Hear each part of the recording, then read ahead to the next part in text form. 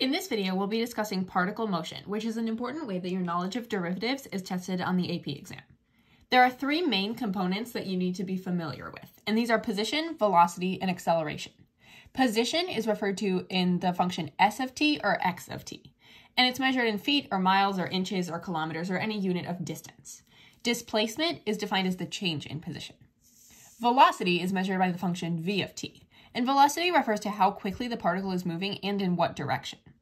Average velocity is change in position over change in time.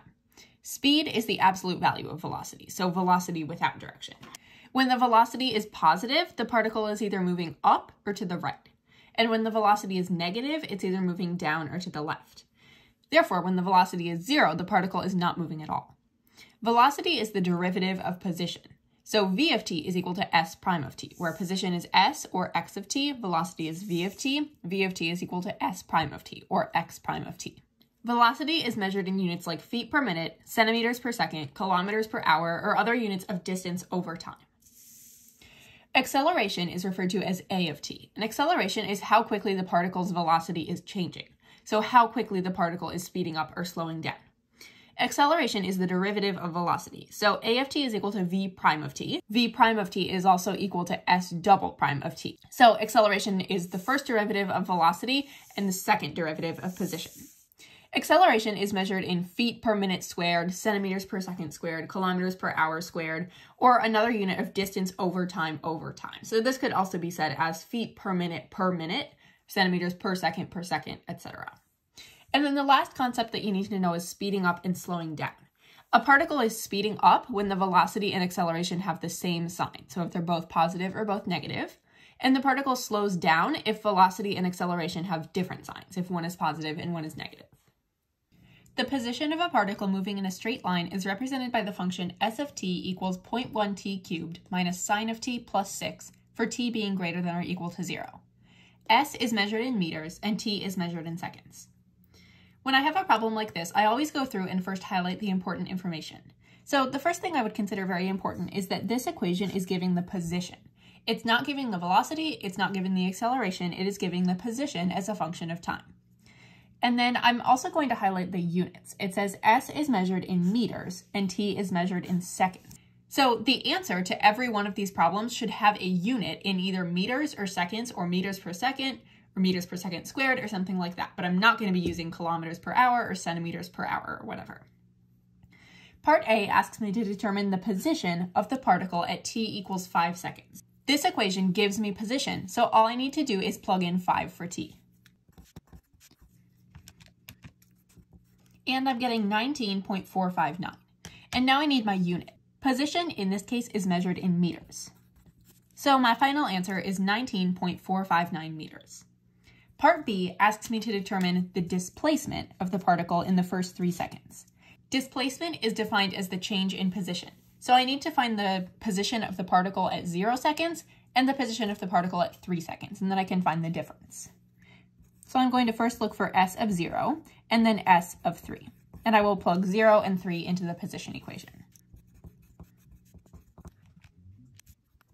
The position of the particle at 0 seconds is 6 meters, and the position of the particle at 3 seconds is 8.559 meters. So to determine the displacement in the first 3 seconds, I will do s of 3 minus s of 0, and that will get me 2.559 meters. Part C says, determine the average velocity of the particle in the first 3 seconds. Average velocity is defined as the change in position over the change in time. I already have the change in position over the first 3 seconds because that's my displacement that I calculated up here. So average velocity is change in position over change in time. My change in position is 2.559. And my change in time is 3 seconds because I went from 0 to 3 seconds. So now I just get out my calculator, do 2.559 divided by 3, and that is 0.853. And my unit here, my unit for velocity is going to be in meters per second. And that makes sense because my displacement was 2.559 meters over time, 3 seconds. So it makes sense that my overall unit is going to be in meters per second. In part D, we need to determine the velocity of the particle at 4 seconds. Velocity is defined as the derivative of position. So this is our position equation. First thing I'm going to do is find the velocity equation by taking the derivative of this. So I'm going to write v of t is equal to s prime of t is equal to, and now I can start finding the derivative, 0.3 t squared minus cosine t, and the derivative of 6 is just 0. So this is my equation for velocity, and it's asking for the velocity of the particle at 4 seconds. So I'll plug in 4. The velocity of the particle at 4 seconds is 5.454 meters per second. Unit for velocity is meters per second. Part E says, determine the acceleration of the particle at 4 seconds. Acceleration is the first derivative of velocity or the second derivative of position. I already have the first derivative of the position equation up here. So what I'm going to do here is I'm going to say s double prime of t is equal to v prime of t, which is also equal to a of t is equal to, and now I can take v prime of t. I'll take the derivative of this. So that's going to be equal to 0.6t plus sine t. And it's asking for the acceleration at 4, so I will plug in 4. The acceleration of the particle at 4 seconds is 1.643 meters per second squared. Part F asks if the particle is speeding up or slowing down at 4 seconds, and it says explain, so we need to justify our answer. Remember that for a particle to be speeding up, velocity and acceleration need to have the same sign. And for the particle to be slowing down, velocity and acceleration need to have different signs. We already found the velocity and acceleration of the particle at 4 seconds, and we can say that both of these values are positive. So because they have the same sign, the particle will be speeding up at 4 seconds. The particle is speeding up because v of 4 is greater than 0 and a of 4 is greater than 0, so velocity and acceleration have the same sign. A particle moves along the x-axis so that at time between 0 and 6, its velocity is given by the equation v of t equals 3t squared plus 3t minus 6, where v of t is measured in centimeters per second and t is measured in seconds. So I'm going to go through and highlight my units first and foremost because I need to know centimeters per second and seconds. And part A asks, when is the particle at rest? And it asks you to explain. So first let's think about what does that mean in the context of this problem? When is the particle at rest? When the particle is at rest, its velocity is equal to 0. So we are looking for when is the velocity of the particle equal to 0. So I'm going to take this equation right up here, and I'm going to set v of t equal to 0. And now I can solve this like a quadratic. So when I factor it out, I see that my answer is t equals -2 and t equals 1. I'm only going to include one of these answers though, because -2 is not between 0 and 6. So that one is extraneous, and at t equals 1, that one is between 0 and 6. So my answer will be the particle is at rest at t equals 1 second because v of 1 is equal to 0. When is the particle moving upwards, and when is it moving downwards? Explain. I know that the particle is moving upwards when the velocity is positive, and it's moving downwards when the velocity is negative. So I need to find the times when the velocity is positive and negative. To do this, I'm going to make a sign chart.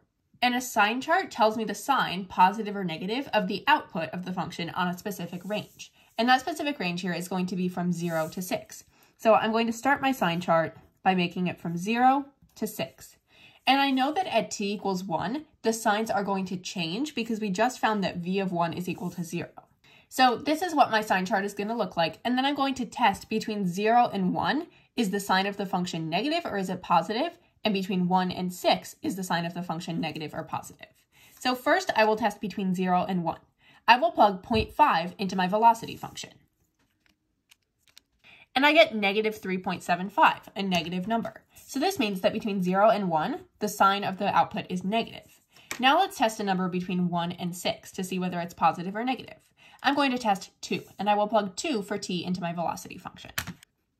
And I get 12. 12 is a positive number, so I know that on the interval from 1 to 6, the velocities will be positive. I can now justify my answer. The particle is moving upwards on the interval from 1 to 6 because the velocity is positive. It's moving downward on the interval 0 to 1 because the velocity is negative. Note that I'm using open parentheses here because if we look at this side, like from 1 to 6, at 1, the velocity is neither positive nor negative. It's 0. So we can't include that in the interval on which it's positive, and we also can't include that on the interval on which it's negative. At t equals 2, is the particle speeding up or slowing down? Explain. So we're trying to determine if it's speeding up or slowing down, which means that we need to look at the acceleration and the velocity and see whether their signs are the same or different. So we know that at t equals 2, the velocity is going to be positive because it's within this window. And to verify that, what I'm going to do is plug in 2 to my velocity equation. So I'll say v of 2 equals 3 times 2 squared plus 3 times 2 minus 6, and then evaluate. That's equal to 12. And I don't need to include a unit here because it's not my final answer, but I am going to because it just helps me keep track of things. So 12 centimeters per second. Now I need to test the acceleration at 2. Remember that acceleration, so a of t, is equal to v prime of t. Acceleration is the first derivative of velocity. So to get my acceleration equation, I'm going to take the derivative of this equation, which is 6t plus 3. And now I can plug in 2. The acceleration at 2 is 15 centimeters per second squared. So now I just need to do my explanation and say that because both of the signs are positive, the particle must be speeding up. The particle is speeding up at t equals 2 seconds because v of 2 is greater than 0 and a of 2 is greater than 0. So they are both positive and have the same sign. The graph shows the velocity in feet per minute of a particle moving in a straight line on the time interval from 0 to 18 minutes. So first, I'm just going to make note that this is a velocity graph, and it's talking about feet per minute. It says v of t up here. V of t is a function of t. You have to be extremely careful with this because the graph will not always be a velocity graph. You might be given a position graph. You might be given an acceleration graph. This one is a velocity graph, though. Part A asks when the particle changes direction. So when the particle changes direction is the same thing as asking when is the velocity of the particle equal to 0, because that's the time when it's going to change direction. So we can see that v of t is equal to 0 at t equals 7 minutes and at t equals, it looks like 14.75 minutes. So I'm going to say at t equals 7 minutes and at t equals 14.75 minutes. Most of the time when you're given a graph, you will not have to do an estimation like this. Part B asks when the particle is moving to the right and to the left, and it asks you to justify your answer. The particle is going to be moving to the right when the velocity is positive. Well, we can look on the graph and see that the velocity is negative, negative, negative, and then it switches. It becomes positive, positive, positive, positive, and then negative again. It's moving to the right on the interval from 7 seconds to 14.75 seconds. And it's moving to the left on the interval from 0 to 7 and from 14.75 to 18. And now we need to justify our answer. So the reason that we know it's moving to the right is because the velocity was positive. So it's moving to the right on the interval because v of t is greater than 0. And it's moving to the left on these intervals because v of t was less than 0. Part C asks when the particle's acceleration is positive and negative. So the acceleration being positive and negative, acceleration is the derivative of velocity, or the slope of the tangent line of this velocity graph. So when we're looking for a positive acceleration, we're looking for the times where the slope of the tangent line to this graph is going to be positive. So if we were to sketch the tangent line here, this slope would be positive, this slope would be positive, this slope would be positive, this one would be positive if we're talking about right here. But then as soon as we hit this, which looks like 12 seconds, then our slope of the tangent line is negative. So the acceleration is going to be positive on this interval and negative on this interval. So the way that we justify, we say it's positive from 0 to 12 because v prime of t, or acceleration, remember acceleration is the derivative of velocity, is greater than 0. And it's negative on the interval from 12 to 18 because v prime of t is less than 0. Now we need to determine when the particle is speeding up and slowing down. So speeding up means that acceleration and velocity have the same signs. Slowing down means that velocity and acceleration have different signs. So let's take a look at our graph here. To find the times when it's speeding up, we need to find times when acceleration and velocity are both negative or both positive. So in this range from 0 to 7, the slope of the tangent line of the graph is always going to be positive sloping, which means that the acceleration is going to be positive. But the velocity is negative because the actual line here is all below 0. So this is an area where acceleration is positive and velocity is negative. I'm just making a little note for myself there. And now from 7 to 12, Our acceleration is going to be positive because the slope of the tangent line of this graph is positive, and the velocity is positive because the actual values here are greater than 0. So I'm going to make another little note for myself. I'm going to say A is positive and V is positive. Now when we get over here, the acceleration is going to be negative because the slope of the tangent line is negative. So A is negative, and in this window, just from 12 to 14.75, the velocity is positive because it's above 0. So V is positive, acceleration is negative. And then in this last window, from 14.75 to right over here to 18, the velocity is negative because the graph is below 0, and the acceleration is negative because the slope of the tangent line is negative. Now we'll be able to justify. The particle speeds up when the signs are the same, so on this interval and this interval. And the particle slows down when the signs are different, on this interval and this interval. So it's speeding up on 7, 12, and 14.75, 18, because A of t and V of t have the same signs. It's slowing down on the intervals 0 to 7 and 12 to 14.75 because A of t and V of t have different signs. Part E asks when the particle has the greatest speed. So speed is defined as the absolute value of velocity because speed has no direction. So we're going to look for when is the absolute value of the velocity on this graph the greatest. So we can see in the positive direction, the value with the greatest magnitude is going to be like 5.5-ish right up here. And in the lower half, the value of the greatest magnitude is going to be around like 6.5 here. The value here is going to be negative 6.5, which means that the speed would be positive 6.5 because absolute value of negative 6.5 is positive 6.5. So we can say that at t equals 18, the particle has the greatest speed because it has the greatest absolute value of the velocity. At t equals 18 minutes, the particle has the greatest speed because it has the greatest absolute value of the velocity, which is approximately 6.5 feet per minute. Monica walks along a straight line. Her velocity is given by the differentiable function v of t, with v measured in miles per hour and t measured in minutes. Selected values of v of t are provided in the table below. So there's some important information that I'm going to highlight here. This table is giving her velocity. Not her position, not her acceleration, it's giving her velocity. And it says v of t is measured in miles per hour, and t is measured in minutes.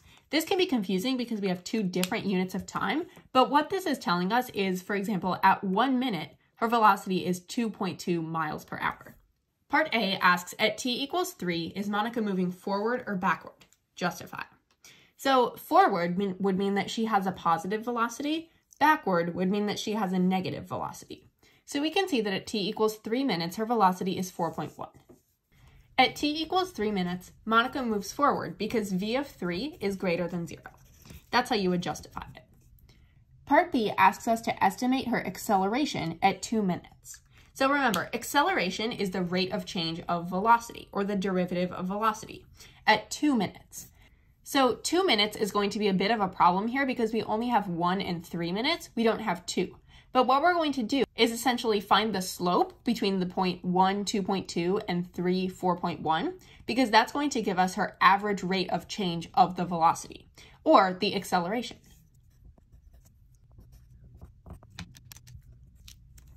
And I'm getting 0.95.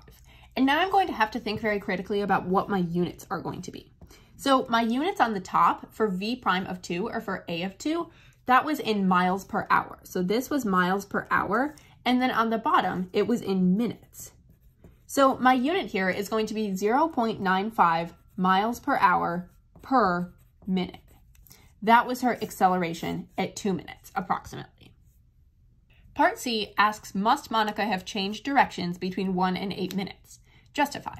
So changing directions means that you had to pass through v equaling 0. Because when your velocity is 0, you would not be moving at all. So to get from a positive velocity to a negative velocity, you would have to pass through 0 at some point. At 1 minute, she was moving at 2.2 miles per hour, and at 8 minutes, she was moving at negative 3.7 miles per hour. So to get from 2.2 to negative 3.7, we must have had to pass through 0 at some point. And we're going to need to use the intermediate value theorem here. So if you don't know what that is, please go watch that video first. Now I'm going to write out a justification for why she must have had to pass through 0.